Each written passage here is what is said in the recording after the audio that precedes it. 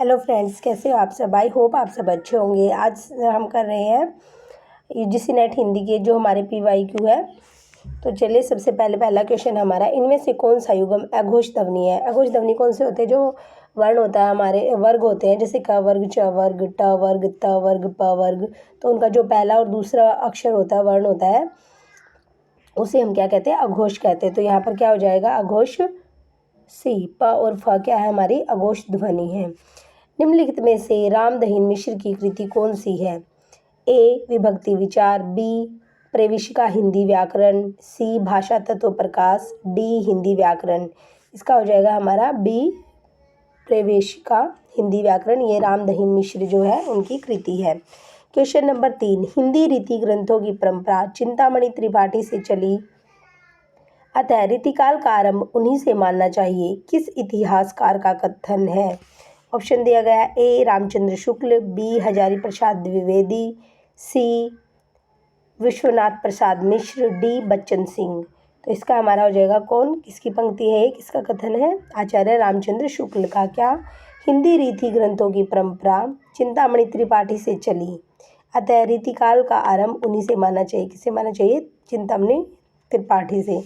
Question number 4, Hindi साहित्य के रीतिकाल का श्रृंगार काल नाम निम्नलिखित में से किस इतिहासकार ने रखा? ए रामचंद्र शुक्ल, बी हजारी प्रसाद द्विवेदी, सी विश्वनाथ प्रसाद मिश्र, डी रामकुमार वर्मा। तो किसने रखा था हमारा ये श्रृंगार काल? विश्वनाथ प्रसाद मिश्र ने।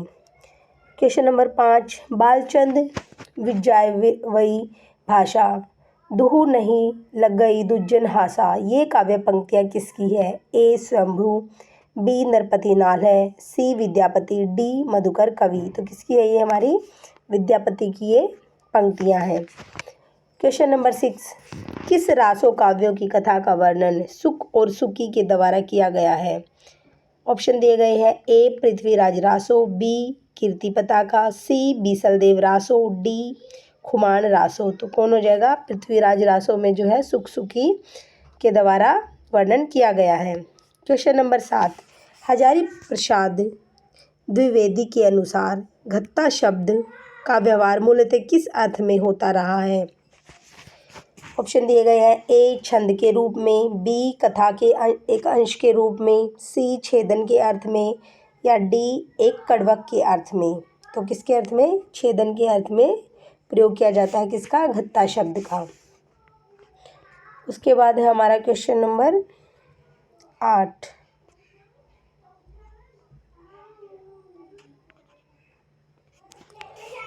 संत मत के अलावा शब्द का प्रचलन और किस पंथ में हुआ था?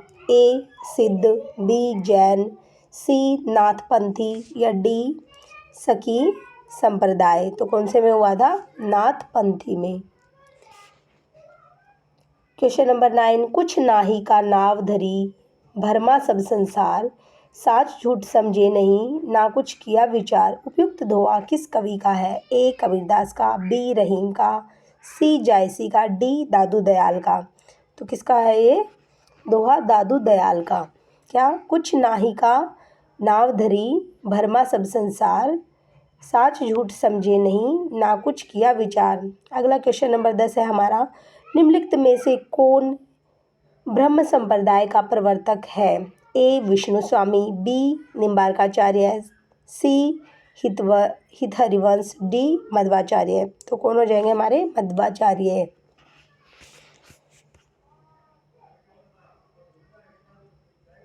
उसके बाद है हमारा क्वेश्चन नंबर 11, कहा करो बैकुंठई जाए, जहाँ नहीं नद जहाँ न जसोदा, नहीं जहाँ गोपी ग्वाल लगाए, उपयुक्त काव्य पंक्तियाँ किसकी है? ए सूरदास की, बी परमानंद दास की, सी नंददास की, डी रसखान की। तो किसकी पंक्तियाँ? ये परमानंद दास की पंक्तियाँ हैं। क्वेश्चन नंबर 12, निम्नलिखित में से ज्ञानदीप का रचनाकार कौन है? ए उस्मान, बी कासिम शाह, सी नूर मोहम्मद, डी शेख नबी। तो कौन है? शेख नबी हमारे ज्ञानदीप की जो है रचनाकार है। अगला क्वेश्चन है क्वेश्चन नंबर 13, गगन होता नहीं मही, होती होते चंद नहीं सूर, ऐसे अंधकार में रचा मोहम्मद नूर, यह तोआ जैसी की किस काव्यकृति का है? ए पद्मावत, बी अखरावट, सी आखिरी कलाम या डी कन्हावत। तो ये है आखिरी कलाम का दोहा, किसका? जायसी का। ये चारों ही रचनाएं किसकी है? जायसी की रचनाएं हैं। क्वेश्चन नंबर 14, कमल दल नैनिनी की उन्मानी, बिरसत नाही सकी, मोमन ते मद मद मुस्कानी, उपयुक्त काव्य पंक्तियों के रचनाकार है? ए नंददास, बी मीराबाई, सी रहीम या डी रसखान। तो इसके हमारे सी रहीम। क्वेश्चन नंबर 15, गोरख जगायो जोग भक्ति भगायो लोग, यह काव्य पंक्तियाँ किसकी है? ए गोरखनाथ, बी कबीरदास, सी तुलसीदास, डी जायसी। किसकी पंक्तियाँ हैं ये? तुलसीदास की।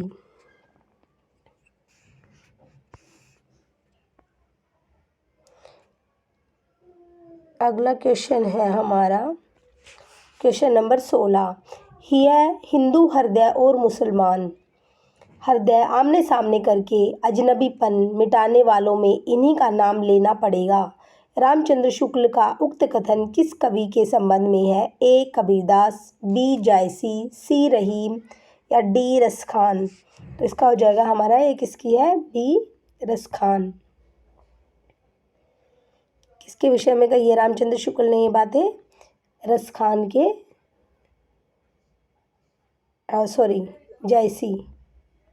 जायसी के विषय में।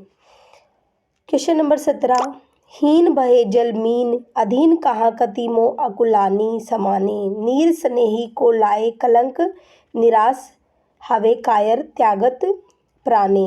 नीर स्नेही में कौन सा अलंकार है? ए अभंग पद श्लेष, बी सभंग पद श्लेष, सी श्लेष वक्रोक्ति, डी श्लेष और वक्रोक्ति। तो इसका हमारा क्या हो जाएगा? सभंग श्लेष हो जाएगा। क्वेश्चन नंबर 18, भिखारी दास ने काव्य निर्णय में किसका विवेचन किया है? ए सर्वांग विवेचन, बी छंद विवेचन, सी अलंकार विवेचन, डी काव्य भेद विवेचन। तो कौन सा विवेचन किया है? सर्वांग विवेचन। क्वेश्चन नंबर 19, रामचंद्र शुक्ल ने बिहारी की भाषा में क्या लिखा है? ए बिहारी की भाषा चलती है, बी बिहारी की भाषा साहित्यिक है, सी बिहारी की भाषा चलती होने पर भी साहित्यिक है, डी बिहारी की भाषा में शब्द वैचित्र्य बहुत कम है। तो क्या हो जाएगा इसमें कि बिहारी की भाषा चलती होने पर भी कैसी है? साहित्यिक है। अगला है क्वेश्चन नंबर 20, जहाँ कलह तह सुख नहीं, कलह सुकन को सूल, सभे कलह एक राज में, राज कलह को मूल। इस दोहे के द्वारा किस कवि ने अतीतकालीन चित्तवृत्ति का वर्णन किया है? ए चाचा हित वृंदावन दास, बी भगवत रसिक, सी अलबेली अली या डी नागरी दास। तो किसका किया है? डी नागरी दास। अगला है क्वेश्चन नंबर 21, भारतेंदु हरिश्चंद्र का प्रभाव भाषा और साहित्य दोनों पर बड़ा गहरा पड़ा। उन्होंने जिस प्रकार गद्य की भाषा को परिमार्जित करके उसे बहुत ही चलता, मधुर और स्वच्छ रूप दिया, उसी प्रकार हिंदी साहित्य को भी नए मार्ग पर लाकर खड़ा कर दिया। यह कथन किसका है? ए रामचंद्र शुक्ल, बी हजारी प्रसाद द्विवेदी, सी नंद दुलारे वाजपेयी या डी शिवदान सिंह चौहान। तो किसका है ये? हमारा ये कथन है रामचंद्र शुक्ल का। आगे है हमारा क्वेश्चन नंबर 22,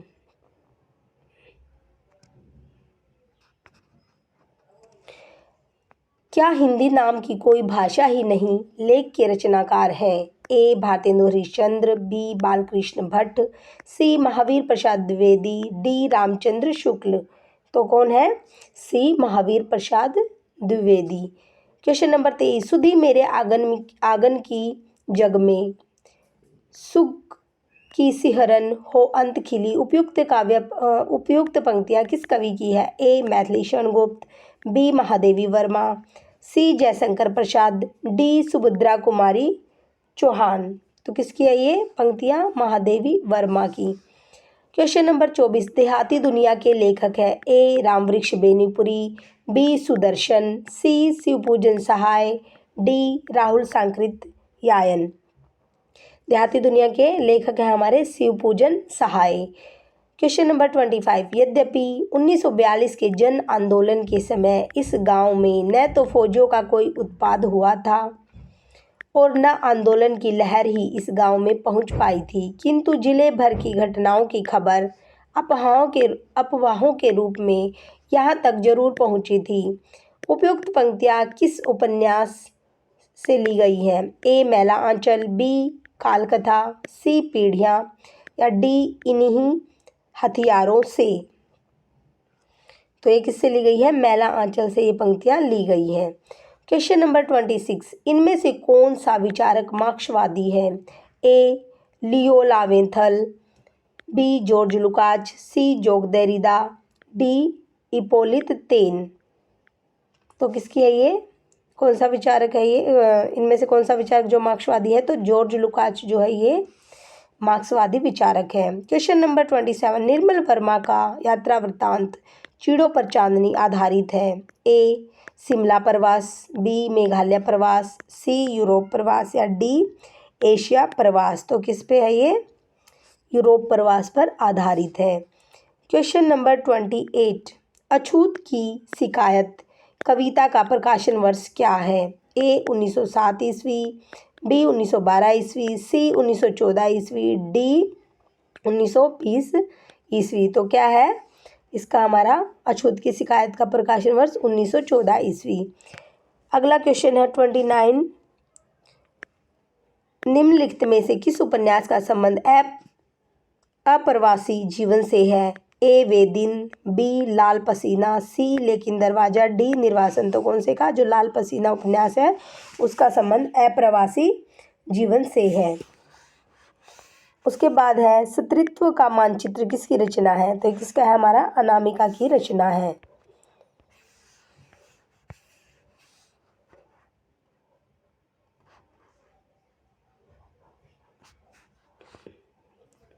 अगला है हमारा question number 31।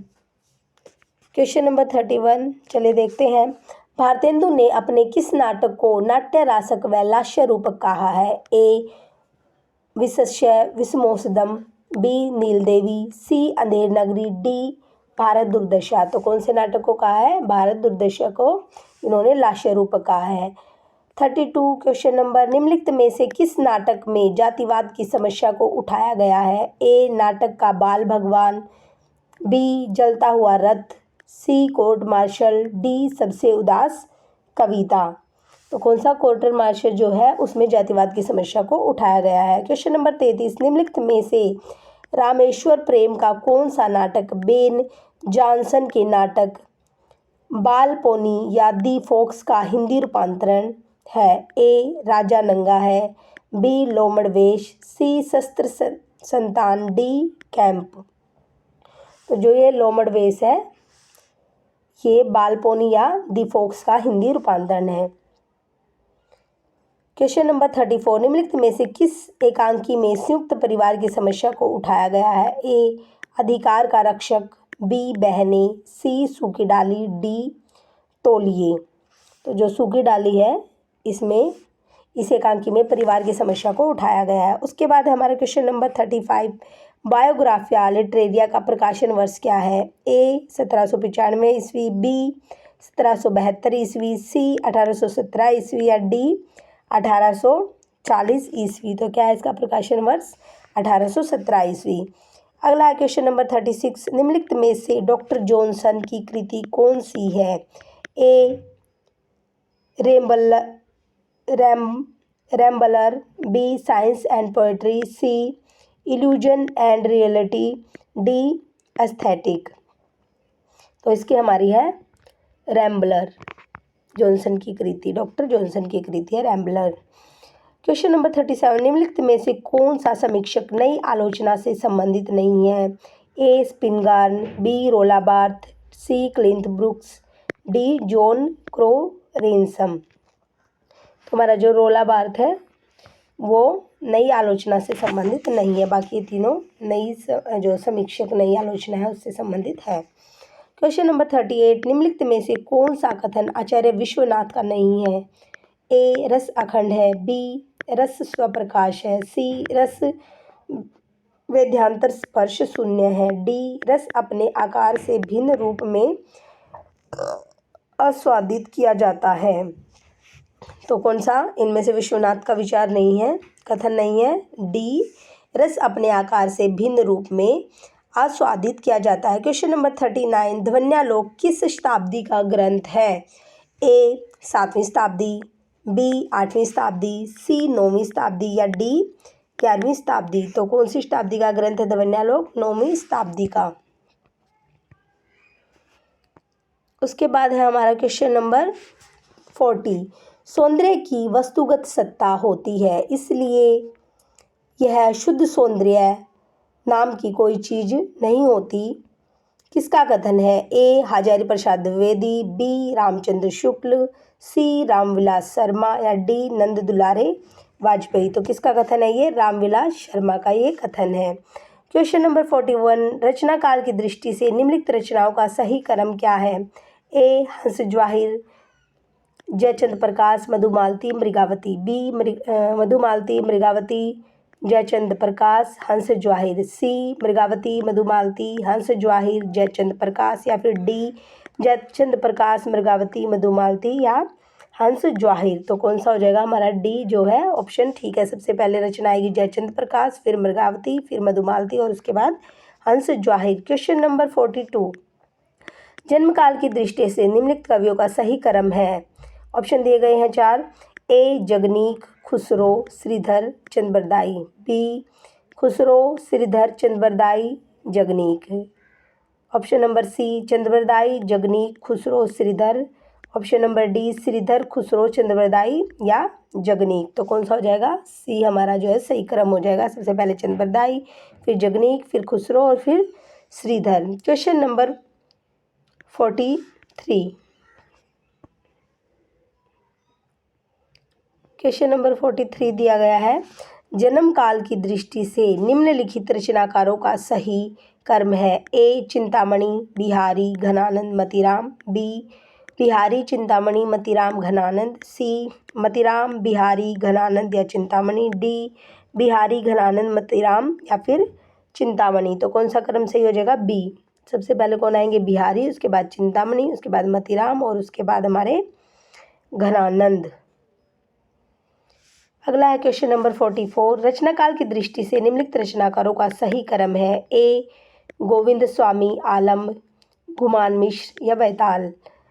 Option number B बैताल, गोविंद स्वामी आलम, गुमान मिश्र। ऑप्शन नंबर सी गुमान मिश्र, आलम, बैताल, गोविंद स्वामी। क्वेश्चन नंबर डी आलम, बैताल, गुमान मिश्र या गोविंद स्वामी। तो इसका हो जाएगा हमारा कौन सा क्रम सही है? ए गोविंद स्वामी आएगा सबसे पहले, उसके बाद आलम, गुमान मिश्र और बैताल। अगला है हमारा क्वेश्चन नंबर 45, हिंदी साहित्य का इतिहास में रामचंद्र शुक्ल ने कृष्ण भक्ति शाखा के कवियों को किस क्रम में प्रस्तुत किया है? ए चतुर्भुज दास, छीत स्वामी, गोविंद स्वामी, परमानंद दास, बी गोविंद स्वामी, छीत स्वामी, चतुर्भुज दास, परमानंद दास, सी छीत स्वामी, चतुर्भुज दास, परमानंद दास, गोविंद स्वामी, डी परमानंद दास, चतुर्भुज दास, छीत स्वामी, गोविंद स्वामी। इसका हो जाएगा हमारा क्या? डी। क्यों? क्योंकि क्या पूछा है इन्होंने? रामचंद्र शुक्ल ने कृष्ण भक्ति शाखा के कवियों को, इनको जन्म काल के अनुसार नहीं बल्कि जो रामचंद्र शुक्ल ने कृष्ण भक्ति के शाखा के कवियों का जो क्रम में इनको प्रस्तुत किया है वो क्रम हमसे पूछा गया। तो सबसे पहले आएंगे परमानंद दास, चतुर्भुज दास, उसके बाद छेद स्वामी और उसके बाद गोविंद स्वामी। अगला क्वेश्चन है हमारा, रचना काल के अनुसार विष्णु प्रभाकर के उपन्यासों का सही क्रम है। ऑप्शन दिए गए हैं। ए अर्धनारीश्वर, ढलती रात, स्वप्नमयी, कोई तो, बी स्वप्नमयी, अर्धनारीश्वर, कोई तो, ढलती रात, सी ढलती रात, स्वप्नमयी, कोई तो, अर्धनारीश्वर। डी कोई तो, नारीश्वर, स्वप्नमयी या ढलती रात। तो इसका हमारा हो जाएगा ऑप्शन नंबर सी, किसका, विष्णु प्रभाकर की जो ये रचनाएं हैं। ढलती रात सबसे पहले आएगा, उसके बाद स्वप्नमयी, उसके बाद कोई तो, उसके बाद अर्धनारीश्वर। अगला हमारा क्वेश्चन नंबर 47, कथाकारों का जन्म काल के आधार पर सही अनुक्रम है। ऑप्शन दिए गए ए विष्णु प्रभाकर, धर्मवीर भारती, मन्नू भंडारी, नरेंद्र कोहली। बी धर्मवीर भारती, विष्णु प्रभाकर, नरेंद्र कोहली, मन्नू भंडारी। सी मन्नू भंडारी, विष्णु प्रभाकर, नरेंद्र कोहली, धर्मवीर भारती। डी नरेंद्र कोहली, धर्मवीर भारती, विष्णु प्रभाकर या मन्नू भंडारी। तो कौन सा क्रम सही है? जो ये ऑप्शन है हमारा वो सही है। सबसे पहले आएंगे विष्णु प्रभाकर, उसके बाद धर्मवीर भारती, उसके बाद मन्नू भंडारी और उसके बाद नरेंद्र कोहली। अगला हमारा क्वेश्चन नंबर 48, रचना काल के अनुसार उपन्यासों का सही अनुक्रम है। ऑप्शन नंबर ए सेवा सदन, अधगिला फूल, नूतन ब्रह्मचारी, बूंद और समुद्र। बी ऑप्शन नूतन ब्रह्मचारी, अधगिला फूल, सेवा सदन, बूंद और समुद्र। ऑप्शन नंबर सी अधखिला फूल, नूतन ब्रह्मचारी, बूंद और समुद्र, सेवा सदन। ऑप्शन नंबर डी बूंद और समुद्र, सेवा सदन, अधखिला फूल, नूतन ब्रह्मचारी। इसका हो जाएगा हमारा कौन सा, बी। जो बी ऑप्शन है वो सही है। सबसे पहले आएगा नूतन ब्रह्मचारी, उसके बाद अधखिला फूल, फिर सेवा सदन और उसके बाद बूंद और समुद्र। अगला क्वेश्चन है हमारा क्वेश्चन नंबर 49, रचना काल के अनुसार कहानी संग्रहों का सही अनुक्रम है। ऑप्शन दिए गए हैं 4। ऑप्शन नंबर ए है एक धनी व्यक्ति का बयान, ये तेरे प्रतिरूप, भूख के 3 दिन, सतह से उठता आदमी। ऑप्शन नंबर बी है भूख के 3 दिन, ये तेरे प्रतिरूप, सतह से उठता आदमी, एक धनी व्यक्ति का बयान। ऑप्शन नंबर सी है ये तेरे प्रतिरूप, भूख के 3 दिन, एक धनी व्यक्ति का बयान, सतह से उठता आदमी। या ऑप्शन नंबर डी ये तेरे प्रतिरूप, भूख के 3 दिन, सतह से उठता आदमी, एक धनी व्यक्ति का बयान। तो जो सही क्रम हो जाएगा इन कहानी संग्रह का वो हो जाएगा ऑप्शन नंबर डी, ये तेरे प्रतिरूप, भूख के 3 दिन, सतह से उठता आदमी और एक धनी व्यक्ति का बयान। अगला है हमारा क्वेश्चन नंबर 50, जयशंकर प्रसाद के काव्य ग्रंथों का प्रकाशन वर्ष के अनुसार सही क्रम है। ऑप्शन दिए गए हैं 4 ऑप्शन है। सबसे पहला ऑप्शन है हमारा ए आंसू झरना प्रेम पथिक लहर। बी प्रेम पथिक झरना आंसू लहर। सी झरना लहर आंसू प्रेम पथिक। डी प्रेम पथिक लहर झरना आंसू। तो सही ऑप्शन हो जाएगा हमारा ऑप्शन नंबर बी। सबसे पहले आएगा प्रेम पथिक झरना आंसू लहर। हमारे 50 क्वेश्चन कंप्लीट हो गए। आज के लिए इतना ही। धन्यवाद।